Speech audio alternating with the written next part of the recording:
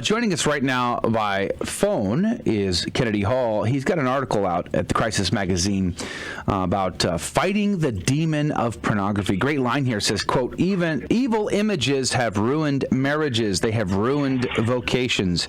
They have ruined souls," close quote. Kennedy Hall. Good morning to you, sir. Thank you for your time. Thanks for having me on. Praise be to God. Happy New Year to you. It's been a while since we've had you on. It has. Yeah, it's been a while. Has anything good come in of Canada since last we talked? Well, we're expecting our fifth child, so in our life, that's a good thing. Wow, congratulations. Praise be to God. That's good news. God is so very good. Yeah, it's good. She's about halfway through, so 4.5, 5 more months. Wonderful. Praise be to Jesus. You know, talking about children, I myself was addicted to pornography when I was a young boy, engaging my father's catalog, so to speak, and grew up with that, thinking that it was normal. That led to abortion and other brokenness from my parents' divorces repeatedly and all kinds of licentious behavior. And that has lasting effects. And now that I'm married with 6 kids and 3 grandkids, I work hard to preserve, the chastity and virtue of myself, let alone my wife and my children too. And I think that's at the heart of this article. So tell us about this article that you published over at Crisis Magazine about fighting the demon of pornography. Sure. Well, New Year's resolution coming up and everything, at the beginning of the year, people always make resolutions. And I thought, there's probably a lot of men out there, and some women, of course, but it was more for men, this article. But there's probably a lot of men out there who are looking to have a fresh start this year. And I thought I would try to do something helpful by giving them something.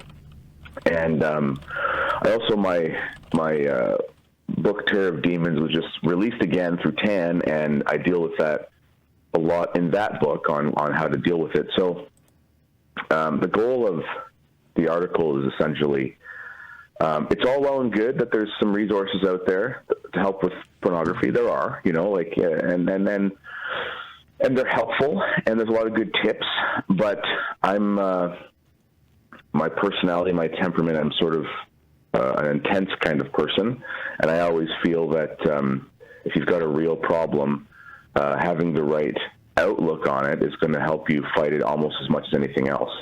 So I tried to engender a spirit of righteous hatred for pornography, and really, and I use an example from one of my favorite fictions is C.S. Lewis's Space Trilogy, and in the second book, it's an amazing thing. People should read it. It's an incredible series of books.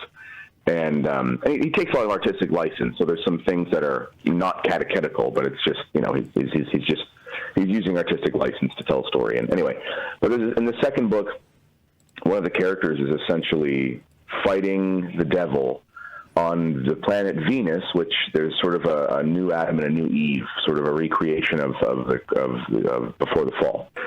So he literally one day, he's tired of arguing with the devil, because he can't, because the devil has superior intelligence, and the devil has possessed a human being. He's basically perfectly possessed a man, and he realizes that he just has to kill him. So he wakes up, and he says, "I'm going to kill the devil, even if it kills me." And he beats him to death in the story, and it's an amazing climax. It's like, it's like the Rocky montage beating the opponent, but even more so. And I thought that's the mentality that people have to have when they're fighting pornography is you got to really want to kill it, because it'll kill you if you're not careful. That's a great point. I wrote a book in 2014 on the technique that I use to combat the temptations of vice and pornography and these lustful temptations in our life, and win every single day. And this is one of the first points I make, and I've had the opportunity to travel around the country and beyond, giving my own testimony on this and talk to thousands of men. And I have to tell you, I always say to them, if you don't really want to be free, you won't be. You got to want it. If you don't want it, no technique, no tip, no trick, no nothing will work to get you the freedom that you need in order to get your life right, or save your marriage, or raise your kids properly. Yeah. You have to want it. Yeah, you do. It's this is how addictions work. I mean, and obviously there's a difference between habit and addiction. Some people have a habit, some people have an addiction.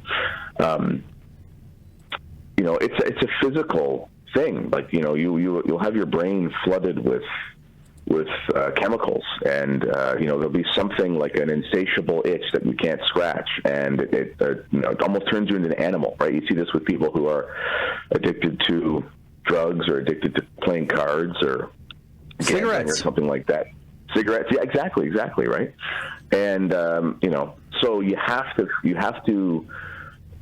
have this resolve in you that you're in a way willing to do violence against yourself to beat it, because the thing is that it is a fight, and you'll actually have to sort of hurt yourself in a way. I mean, because there is a type of pleasure that you're going to have from scratching the itch with any addiction. And actually, that's probably more of the exhilarating pleasure than the actual thing itself. This is why I say, for example, because in a similar position, men, because I've written this book on masculinity, men will, they'll confide in me and they'll ask me things, right? And that's fine. I'm glad. And they'll say, well, I try not to watch it anymore. So when I'm feeling like I want to, I just start playing video games or something instead. And it's like, that's obviously not sinful. But I said, here's the thing. Obviously, there's the sexual aspect of the pornography, and that's the explicit, mortally sinful part of it. But the mechanism is a screen and dopamine and, all those sorts of things.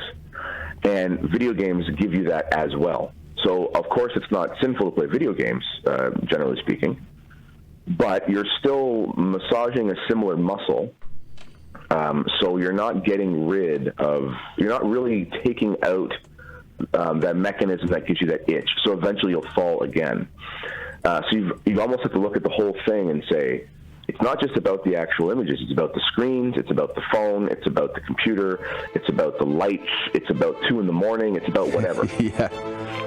Hold that thought. It is really, I think a lot of people wouldn't think of it in those terms, right? They wouldn't think of it in those sort of life or death terms. But, what I find fascinating is Father Larry Richards, very middle of the road type of guy. Even he talks about this many times, about you have to want to kill that demon that is tempting you, because going to heaven is an eternal choice you have to decide to make. Yeah, it's it's a very extreme thing to go to hell. It's a very extreme thing to commit a mortal sin. I mean, obviously we're fallen, and God understands that we have a corrupted nature, was accepted from our first parents, and I understand that. But when you commit a mortal sin, and God willing, you don't commit them very often or ever again, it's an almost infinitely extreme affront against goodness itself. Like, it's hard to encapsulate just how remarkably absurd it is that we can even do that, or that we even do that. And something like an economy of sin, like evil images, like pornography. And I use the word evil images because, for one, when I'm speaking on the phone around my kids, I don't say a certain word. Right. But also, pornography is such almost a sanitized word. It's become such a colloquial word in the culture. It's like, everyone's been watching the COVID numbers and watching fear porn, Mm-hmm. And whereas let's call it evil images. It's kind of like, abortion is a technical term. Let's call it, the destruction of human life. You know what I mean? Because that's what it is. And that really hammers it home, but it really is, the ancient Roman Empire had a lot of revelry to it. The Druids had a lot of revelry, but I think if we told them somehow in a time capsule, like a Bill and Ted's Adventure or something, if we were able to say, I can carry this little device around in my pocket, and it contains in it, X, Y, and Z, I think they'd blush at just how insane it is that we could be so sinful. It really is hard to understand just how absurdly immoral this economy of evil images is. Mr. Hall, I really enjoyed your book, by the way. I got that right before I got married with my wife, and it was an interesting thing to read through. I think I'm going to have to read through it again. But in the book, you talk about masculinity, and I wanted to ask you, what are your observations about a man who is addicted to pornography? What does that look like? What are the effects of a person who is enchained by this evil thing that we're speaking of right now? Do you mean so people can maybe recognize in someone their life is? Yes. Okay. Well, first of all, they're going to have unexplained absences. This is the same with anyone who's addicted. I used to be a bouncer. When I was 18 years old, and when I just turned 19, you can do that here in Ontario. The drinking age is 19, and I thought it was cool. It's going to be fun. I was a football player, and I was going to go. And I made like $8 an hour, and I basically cleaned up throw up and swept floors. That's pretty much what you do. That's gross. You call cabs for poor young ladies who drank too much. Anyway, but the odd night there was a fight or whatever, but. Sometimes at this bar, there were people that came in and they would have cocaine and whatever, right? So you'd have to get them out of the bar. They were doing something illegal in the bathroom. And we were trained on how to notice who the cokeheads were. And they leave a lot. They just went to the bathroom a lot, and they would have, no reason to do so. And they make stupid excuses like, "Oh, I'm going to go put on deodorant." I'm like, "No, you're not. You're going to the bathroom to do drugs, you moron. Get out of the bar." And it's the same with men who have an addiction to this. It's, because if they're truly addicted, okay, then they're going to be impulsive and do things at really inopportune times. So it's going to be 7 in the evening, and it's like, "Where are you going, sweetie?" "Oh, I'm just going upstairs to check something." "What are you checking?" "Oh, I'll be right back." That's strange, that sort of thing. Or one thing, too, is see if the cell phone bill is pretty high. I mean, now you have unlimited data, but if you don't have that kind of plan, it's like, why are you using 5 gigabytes of data a month? I mean, you have Wi-Fi all day at work, and you have a 10-minute drive, Little things like that. Also, men who are, because pornography is a form of adultery, okay? So men who are committing adultery, they will try to be really sweet to their wives after they've committed the adultery, right? So not that you want to be suspicious, like, he's being nice to me, he must be a bad person. But you should say, he's not really a thoughtful guy, but I don't know, recently he's been bringing me a lot of flowers, and I don't really know why. I mean, there might be a reason behind it. Those would be some basic observations. You're basically just looking for addictive behavior. Kennedy, I was thinking about the fact that you were talking about the hatred we must have. Like, we have to hate the sin. We have to hate the demons. And I was thinking about Psalm 5, and I was thinking about this recently because I was making the joke. I was saying, God hates the wicked, and I'm wicked, so God must hate me. But with Psalm 5, it says, "In the morning I will stand before thee and will see, because thou art not a God that willest iniquity, neither shall the wicked dwell near thee, nor shall the unjust abide before thy eyes. Thou hatest all the workers of iniquity. Thou wilt destroy all that speak a lie. The bloody and the deceitful man the Lord will abhor." And it just makes me think, one of the Beatitudes is blessed are those who are pure of heart, for they shall see God. And in your book you talk a lot about this exact thing about, in the morning I'll stand before thee. Why do men should get up in the morning? Why the men should work out? Why men should do certain things that direct their hearts and their minds to God and foster a hatred for what is evil. Could you speak a little bit about that? Sure. And one of the things I try to engender in the book is a crusading spirit. And obviously there was a time in history when the Crusades themselves were an actual event that took place, and it was a very noble thing. They were the Holy Crusades, regardless of any mistakes on behalf of individual soldiers. But the Crusades are a remarkable piece of human history. They were essentially militias. I mean, we think the American Revolution is a unique time. Justification for the revolution notwithstanding, it was pretty impressive what those farmers and men from from Northeast United States and Virginia and stuff were able to do against the British Empire. But the Crusades had done that for 400 years. You know, these weren't standing armies paid for by income tax and, you know, with mechanized weaponry. This was men of Christendom who heard a call from the Pope, and it said, you know, you're going to go die, but go die for God in order to protect pilgrims and take back the Holy Land, which is Christ's rightful place on earth. And it was like, okay, look, we'll give everything for that.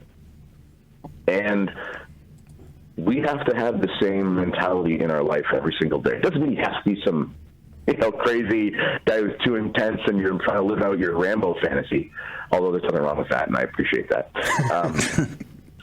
But, you know, you do have to get up and go, okay, today it's going to have obstacles. I have to overcome these obstacles. And, you know, I'm going to live, I'm going to die. So if I'm going to die today, I better die in the right direction. I better die in a state of grace. Mm-hmm. And I'm going to have to fight in order to die in that state of grace. And especially when you're raising children, you know, it's really hard to raise kids today and keep them clean. And I'm not saying I'm a good parent. I'm not trying to self-aggrandize myself at all. But my wife and I have worked really hard, especially in the last 2 years. My kids don't know the word COVID. You know, not that, you know, it's evil to know that, but we just made a decision. My oldest is only 6 years old. And I'm like, I don't need to get them involved in all this stuff. And we have worked really hard to protect them from the world. You know, they don't know that there are ways of life outside of, you know, what we want them to know. They'll learn that one day, but we have to protect them, and we have to make sure that they're strong enough so when they do have to encounter the world, they're not going to be crushed by it. And all of those things are the responsibility of the father primarily, which means you're going to have to be battle ready every single day.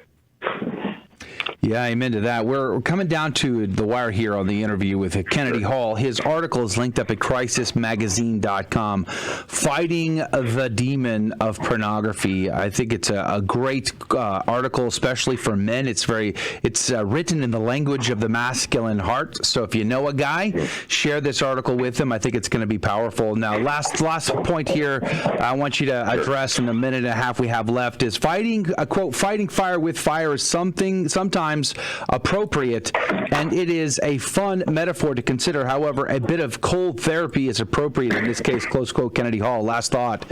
What could men do if they are stuck in the struggle for their mortal life and they don't know what to do? Sure. So if you don't live on the other side of the COVID curtain and you can't just run around in your backyard and play in the snow, I recommend that you do things like have cold showers and cold baths. And really quickly, the reason why is there's an actual physiological effect that when you're extremely cold, your body floods your extremities with blood. And it actually floods your brain with not hormones, with chemicals and things, because you sort of go into this survival instinct. So you have about 30 seconds of great discomfort, but then you actually have about 1.5 minutes, 2 minutes of great exhilaration and relief. And when they're studying people who have addictions, they find that cold therapy is one of the most effective ways to actually get rid of it. So I had a man confiding me about his pornography problem, and we broke down the issues. And I said, you know what you're going to do? You're going to have a cold bath whenever this happens. And he's like, are you serious? And it works. It works. So better to freeze on earth than burn in hell. Amen. That? Well said, Kennedy Hall. Thank you for your time today. God bless you and God love you. Have a great day, Kennedy Hall. Thank you. Bye-bye. All right.